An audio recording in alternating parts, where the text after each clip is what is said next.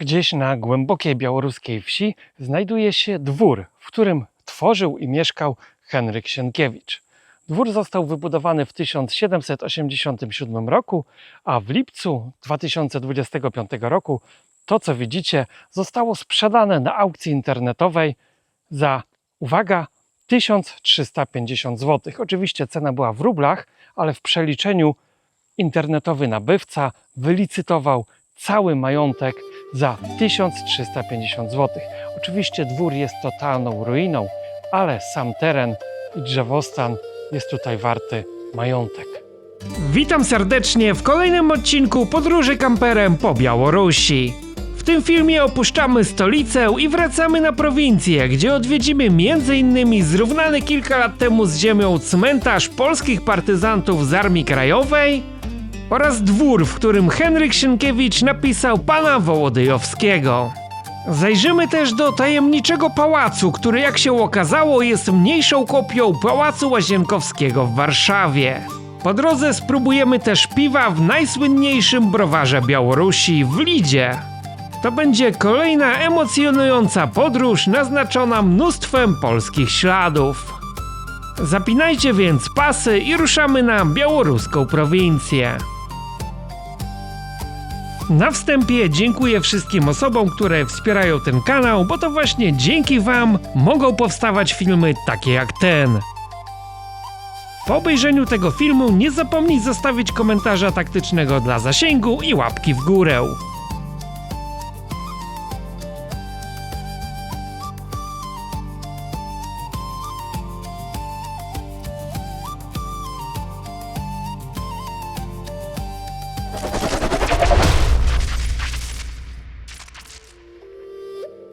Zanim przejdziemy do właściwego tematu tego odcinka, chciałbym podziękować za pomoc w rozwikłaniu zagadki tajemniczego pomnika znalezionego w lasach koło wsi Arabowszczyzna, który mogliście zobaczyć w jednym z poprzednich odcinków.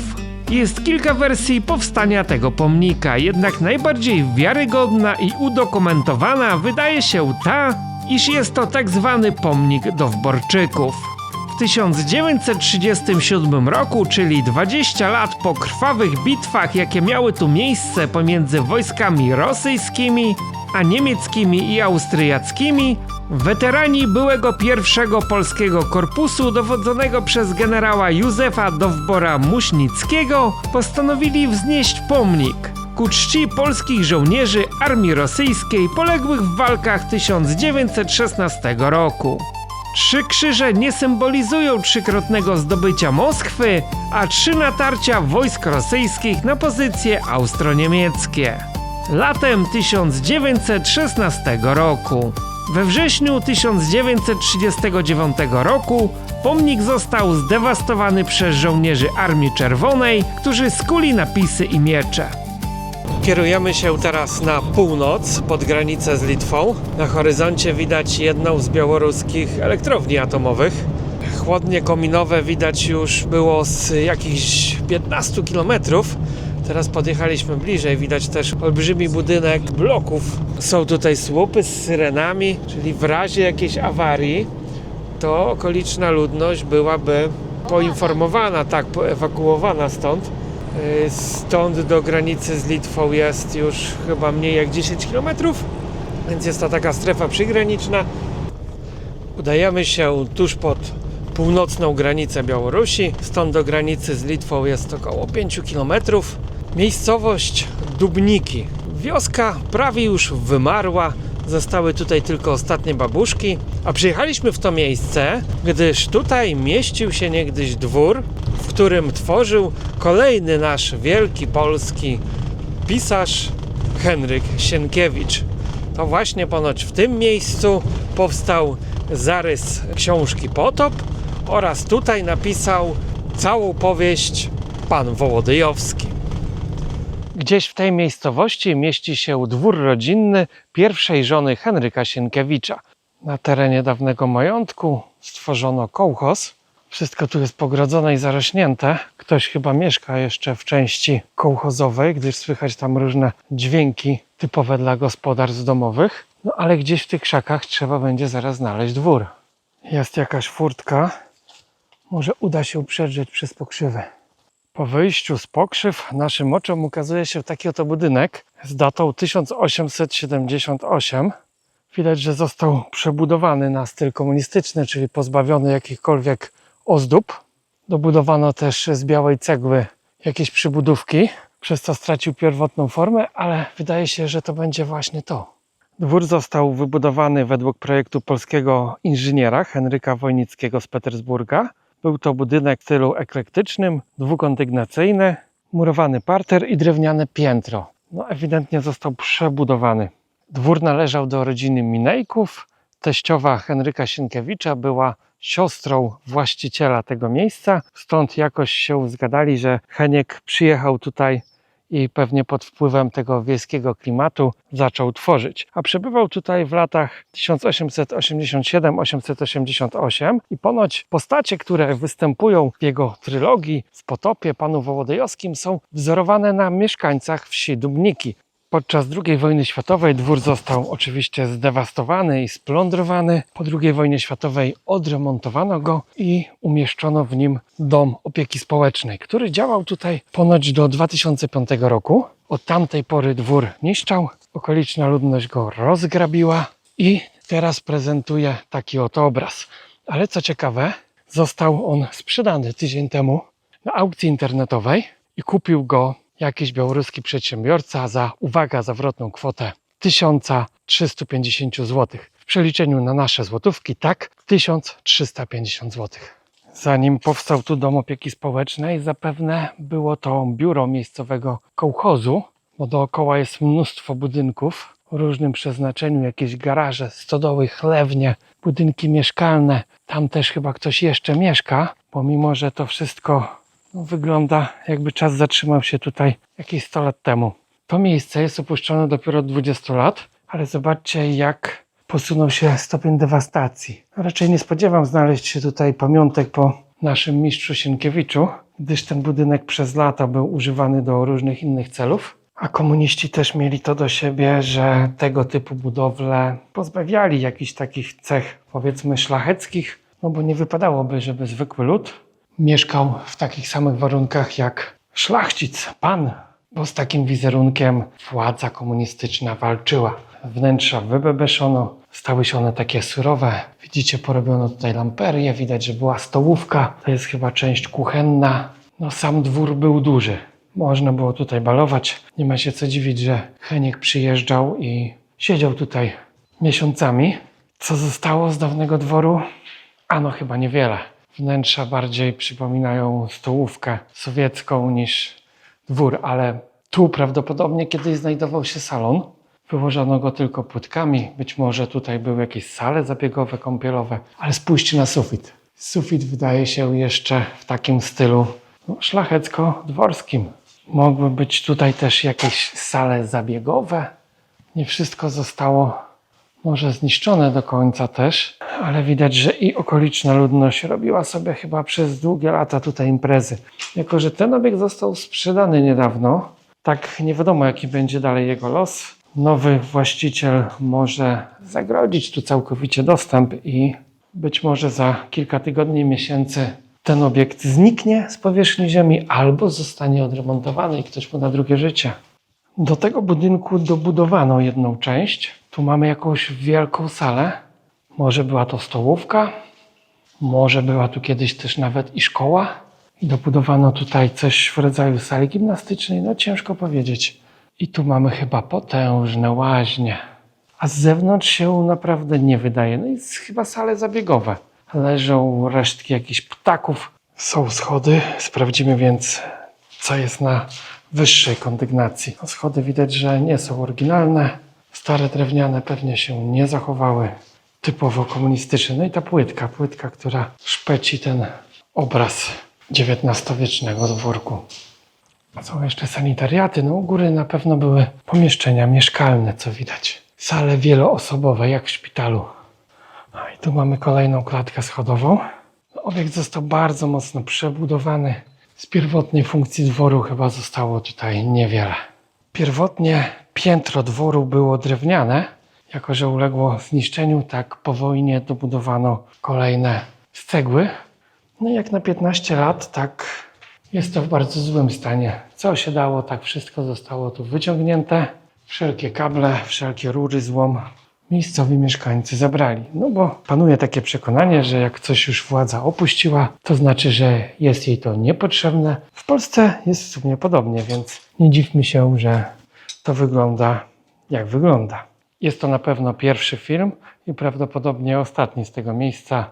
Nowy właściciel może sobie z tym zrobić co chce, a może nie zrobi nic, bo za taką kwotę to sam bym kupił ten dwór, gdybym mógł.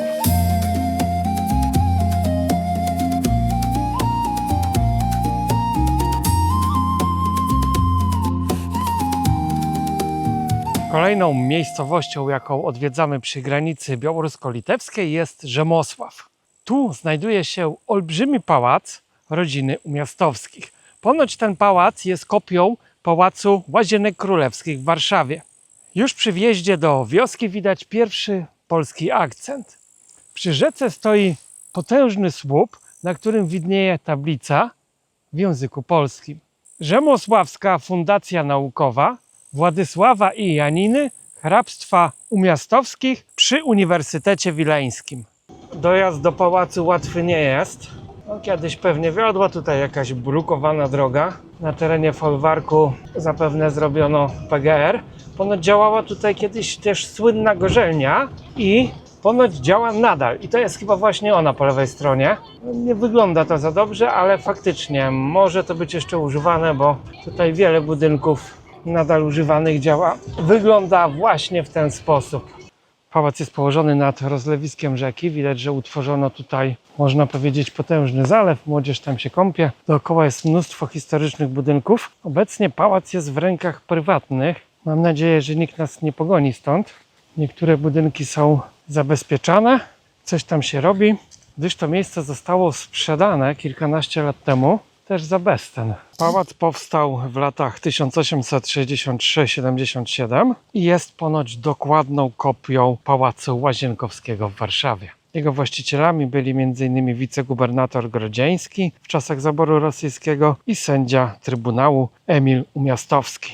W majątku wyrabiano również sery szwajcarskie, które cieszyły się uznaniem. Pałac ma piwnicę, więc kierujemy się tam. Może będą jeszcze jakieś ślady po dawnych właścicielach. I to mi się tu podoba, że możesz sobie łazić gdzie chcesz. Jak ci się coś stanie, to będzie to twoja wina. Podobno w piwnicach tego pałacu są krypty, w których pochowani są ostatni właściciele tego miejsca.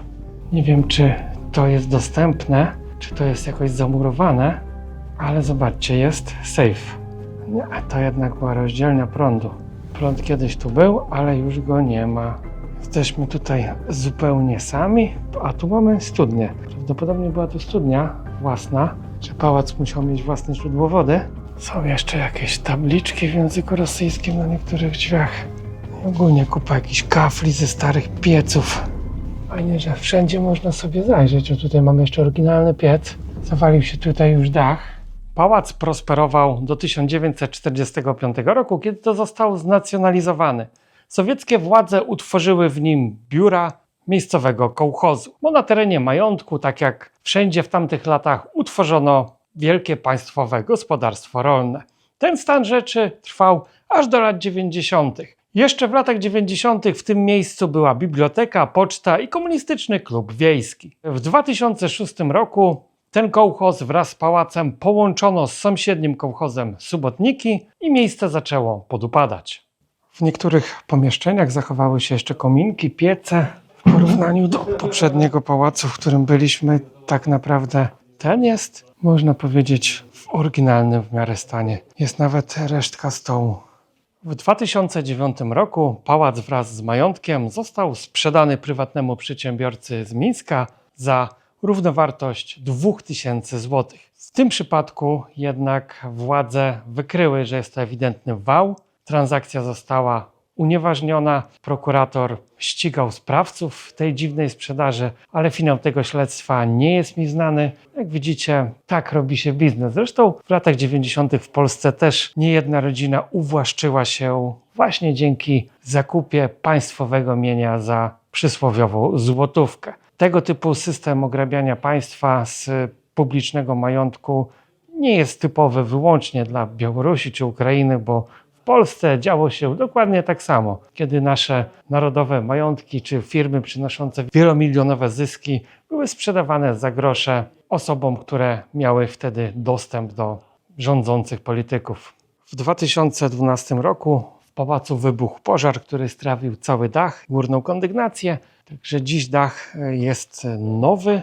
Na szczęście te niższe piętra uchowały się, jak widać wiele elementów drewnianych tutaj ocalało. Z publicznie dostępnych informacji wynika, że pałac został ponownie sprzedany w 2015 roku pewnemu Jordańczykowi, który zapłacił za niego 357 tysięcy złotych. Myślę, że ta posiadłość jest warta dużo więcej, o ile sam pałac wymaga olbrzymich nakładów finansowych, żeby cokolwiek tutaj można było zrobić. Tak, teren jemu przyległy jest naprawdę wielki i przepiękny. Można tutaj zrobić jakiś hotel bądź centrum konferencyjno-rozrywkowe.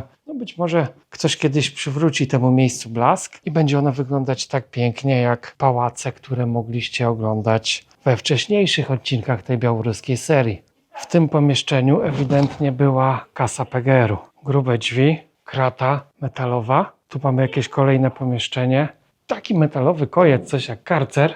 Jest jeszcze potężna kasa pancerna, w której zapewne trzymano wypłaty dla całego PGR-u. Tą kasę ktoś rozpruł, tutaj już nic nie ma, ale kiedyś pewnie leżały tutaj miliony rubli. I nawet pancerne okiennice.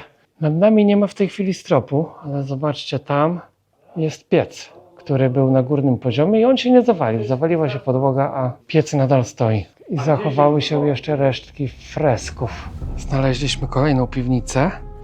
Może tutaj będą szczątki fundatora pałacu i jego późniejszych właścicieli. Chyba że nowy właściciel postanowił je stąd gdzieś zabrać. Kolejne puste pomieszczenie, ale bardzo duże. Może była tutaj piwnica na wino? Lub właśnie mogła być kaplica grobowa.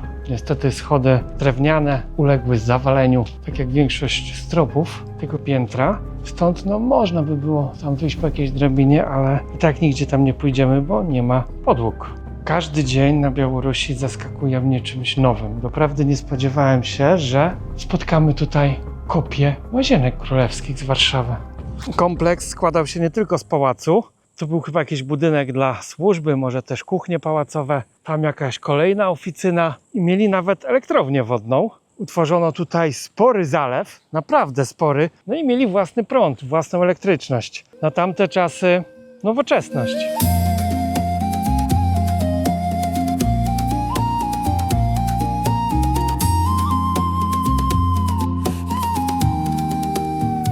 Kolejna niezwykła miejscowość na białoruskim szlaku to Lida. Głównym celem przyjazdu tutaj było odwiedzenie słynnego browaru lidzkiego. To właśnie w tym mieście robi się najlepsze piwa na Białorusi. Niestety akurat dziś Muzeum Browaru jest zamknięte, a jako że jutro jest poniedziałek, a pojutrze wtorek, niestety większość muzeów na Białorusi jest nieczynna w poniedziałki i wtorki. Stąd nie uśmiecha się tutaj czekać 3 dni, żeby wejść do środka. Nie pokażę Wam niestety, jak wygląda muzeum najsłynniejszego browaru białoruskiego, ale otwarta jest knajpa, w której można napić się świeżego piwa prosto z kadzi, więc najpierw zwiedzimy miasto, a później pójdziemy na wieczorne piwko. W centrum miasteczka, tuż przy browarze, mamy piękny zalew z plażą, jakimiś sprzętami wodnymi do wynajęcia. Można też popływać tutaj motorówką. Największą atrakcją miasta jest jednak Zamek Lidzki. Niestety obrosło go dookoła miasto i nawet nie ma za bardzo jak go ująć, żebym mógł Wam go pokazać. Zamek pochodzi z XIV wieku i był świadkiem wielu historycznych wydarzeń. Niegdyś był on zamkiem obronnym na ówczesnej granicy litewskiej. Bronił Wielkiego Księstwa Litewskiego przed najazdami Krzyżaków, a w 1422 roku odbyło się tutaj wesele Władysława Jagiełły z Zofią Holszańską. Wcześniej pokazywałem Wam kościół, w którym odbył się ten ślub, ten sam, w którym ochrzczono Adama Mickiewicza, a tutaj następnie odbyły się uroczystości weselne.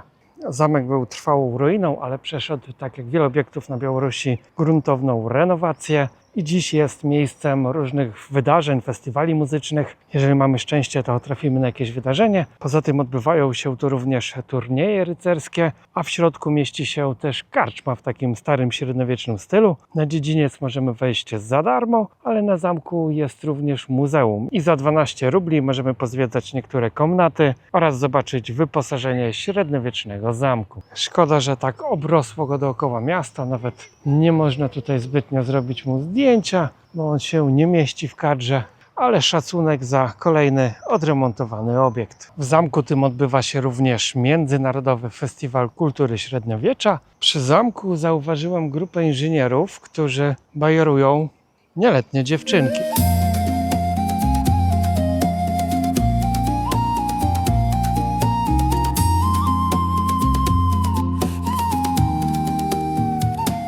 Wreszcie udało się dotrzeć na piwo do browaru Ulickie i zgadnijcie, ile kosztuje tutaj piwo w oficjalnej restauracji najsłynniejszego browaru Białorusi. Niefiltrowane piwo to koszt 6 rubli, a jeżeli chcemy wypić piwo zwykły lager, to kosztuje tylko 4 ruble. W tej cenie w Polsce to nie dostaniemy nawet szklanki wody. I tak powinno to wyglądać. Piwo w browarze powinno być tańsze, no bo jest produkowane na miejscu, odpadają koszta transportu, pośredników, a w polskich browarach, typu na przykład Zwierzyniec, Perła, piwo jest droższe niż w normalnej knajpie. Nie rozumiem tego podejścia. Tutaj jest to wreszcie zrobione z logiką. Jeżeli chodzi o zakąski do piwa, tak też są bardzo tanie. Za grillowany ser do piwa, 4 takie kawałki, trzeba było zapłacić 8 rubli. I ogólnie wszelkie praktycznie zakąski do piwa kosztują tutaj do 10 rubli. I tutaj nie zakęsza się paluszkami czy chipsami, tylko są to porządne rzeczy. Ser, słonina. Dodatkowo akurat trafiła się reklama festiwalu. 13 września będzie się odbywał festiwal piwny w tym miejscu. Piwo niefiltrowane było naprawdę wyborne, smakowało jak powinno smakować piwo. Tutaj nie ma się co rozwodzić. Czarna zwykle pije na kaca, także dzisiaj będzie to wyjątek.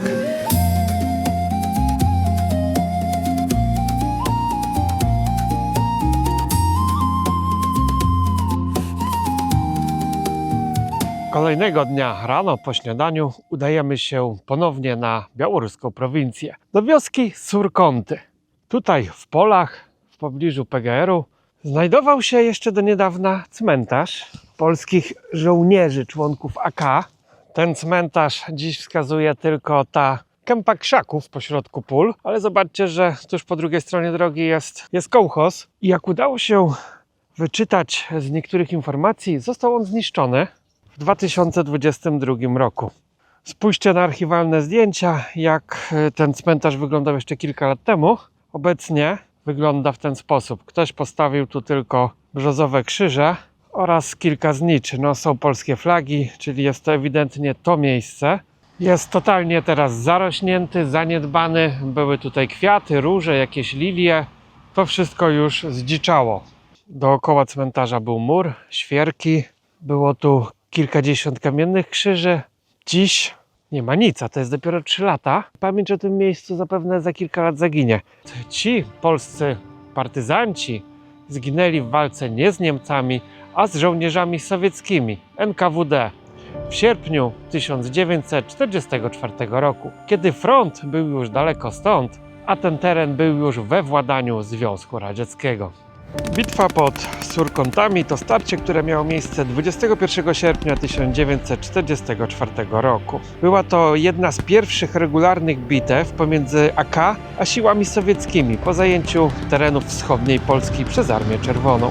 W bitwie tej zginął m.in. podpułkownik Maciej Klenkiewicz, pseudonim Kotwicz. Ta bitwa była częścią szeroko zakrojonej obławy na żołnierzy AK, która rozpoczęła się w lipcu 1944 roku, gdy pierwsze ujawniające się oddziały AK były najpierw traktowane jako sojusznicy, a następnie rozbrajane i często takie osoby były wywożone gdzieś na Syberię w głąb Związku Radzieckiego. W bitwie tej zginęło 35 Polaków, przeżyła tylko jedna osoba. Jeden z rannych żołnierzy leżał tutaj między ciałami do momentu, aż Sowieci odeszli i udało mu się dzięki temu przeżyć i opowiedzieć o tym, co tutaj się wydarzyło.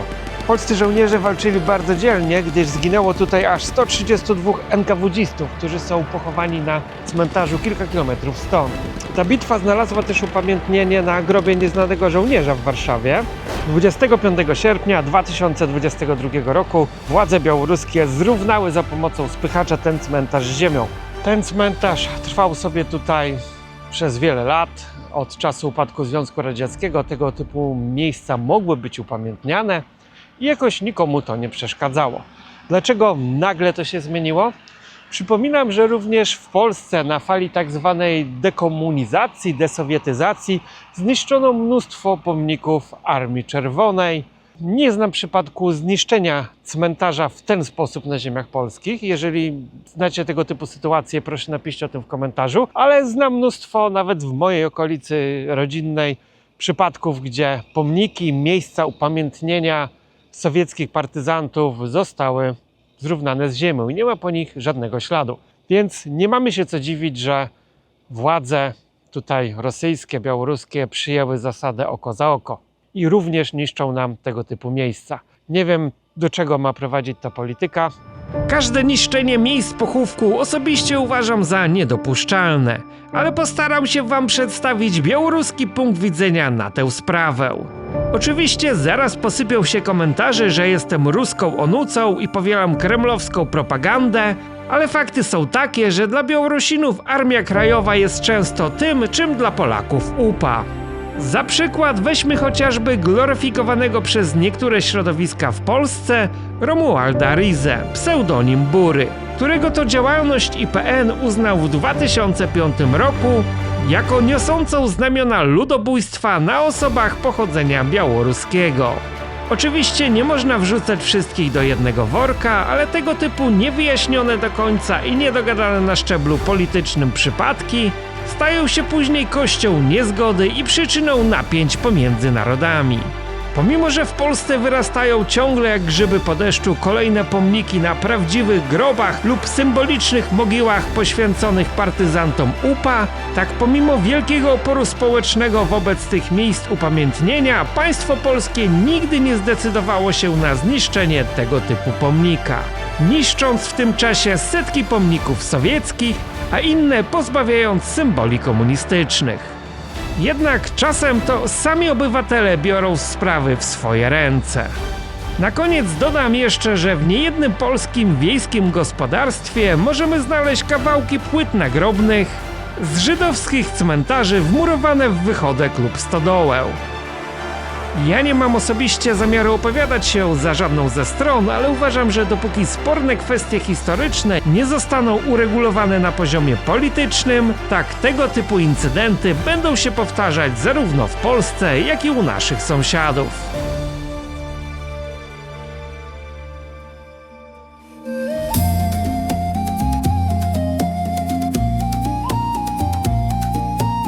Kilka kilometrów dalej, w wiosce, zaintrygowała mnie pewna kapliczka, na której dostrzegłem polską tablicę i spójrzcie na to. Nie pasuje ona zupełnie do tego miejsca, tak jak gdyby została postawiona na miejscu czegoś domu, gospodarstwa. Kapliczka wzniesiona na pamiątkę Marianny Ladysz i Urszuli Szymalewicz zginęły 1 lutego 2004 roku z rąk bandytów. Lata przeminą, lecz wspomnienia nie zginą. O tych, co tu byli i z nami żyli. Tym akcentem kończymy ten odcinek i już teraz zapraszam Was do obejrzenia kolejnego filmu z podróży po Białorusi, w którym odwiedzimy rodzinną wieś Czesława Niemena, gdzie zachował się dom, w którym wychował się słynny muzyk oraz kościół, w którym udzielał się jako organista. Na koniec nie zapomnij podzielić się wrażeniami w komentarzu i udostępnić ten materiał swoim znajomym. Do zobaczenia w kolejnych filmach. Cześć!